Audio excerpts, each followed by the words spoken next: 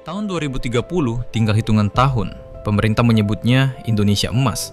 Tapi di balik janji kemajuan, ada ancaman yang tak pernah dibahas terang-terangan. Bagaimana jika pada 2030 Indonesia bukan menjadi kekuatan regional, melainkan justru medan perebutan kepentingan global? 2030 bukan sekadar angka. Bagi Indonesia, ini adalah titik balik sejarah. Bonus demografi mencapai puncaknya. Ekonomi ditargetkan masuk 5 besar dunia. Modernisasi militer dikebut. Ibu kota baru berdiri di jantung Kalimantan. Namun sejarah selalu menunjukkan satu hal. Masa emas sering datang bersamaan dengan masa paling berbahaya.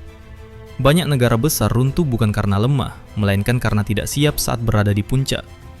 Pada 2030, dunia tidak lagi damai. Perang bukan lagi soal tank dan infanteri saja.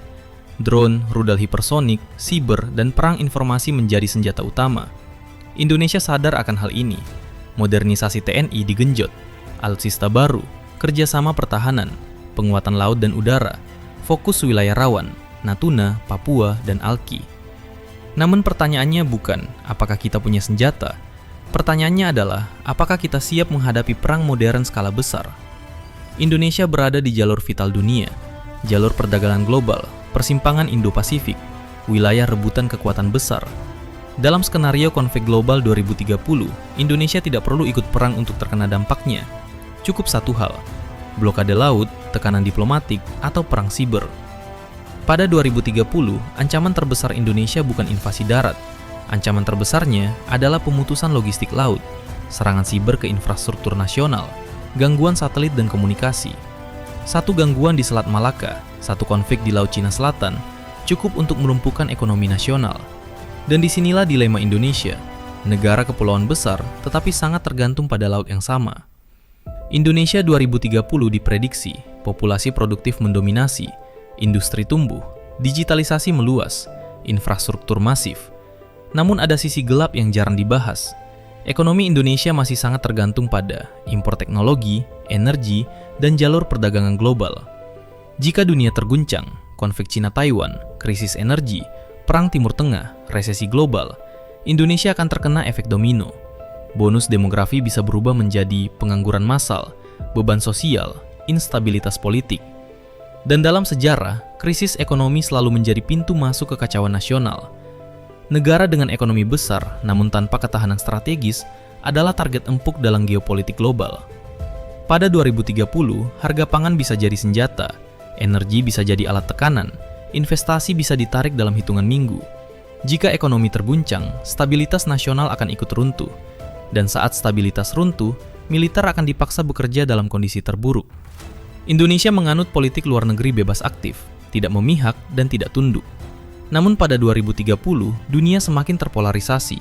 Barat versus Timur, NATO versus Blok Asia, Indo-Pasifik memanas. Indonesia berada tepat di tengah papan catur global.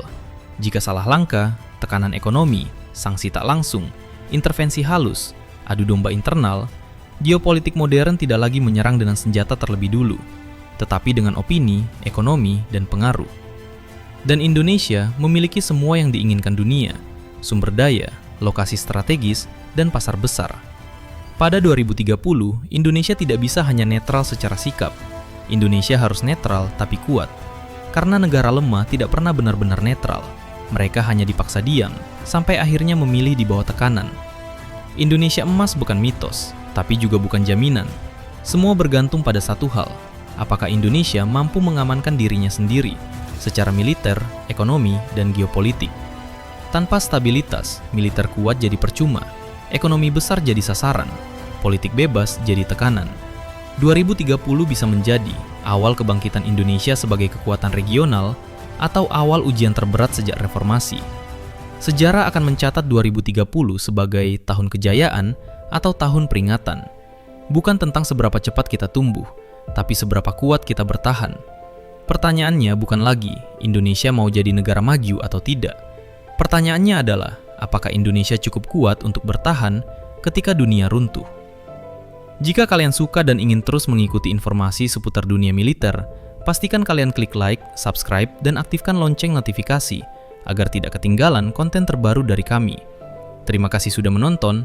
Saya pamit, sampai bertemu lagi di konten berikutnya, hanya di Dalam Militer. Salam hormat untuk para penjaga NKRI.